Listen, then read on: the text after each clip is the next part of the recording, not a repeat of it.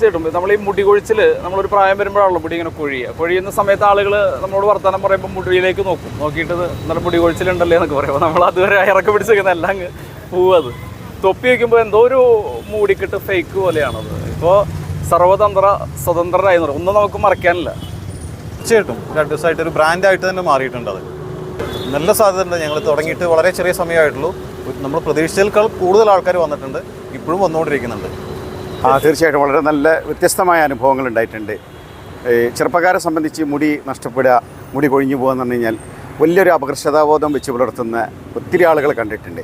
മുടിയാണ് ജീവിതത്തിൻ്റെ എല്ലാം, അല്ലെങ്കിൽ തലമുടി ഇങ്ങനെ കൂടുതലുള്ള ആളുകൾ എന്താണെന്നുള്ളൊരു ആ വ്യത്യസ്തമായ കാഴ്ചപ്പാടിനൊക്കെ ഞങ്ങൾ പൊളിച്ചെഴുതി. അതൊരു പ്രത്യേക ഐഡൻറ്റിഫൈ ആണ്. ഒരാൾക്ക് നിങ്ങളെ നോട്ട് ചെയ്യാനും ഒരാളെ നിങ്ങളെ ഐഡൻറ്റിഫൈ ചെയ്യാനും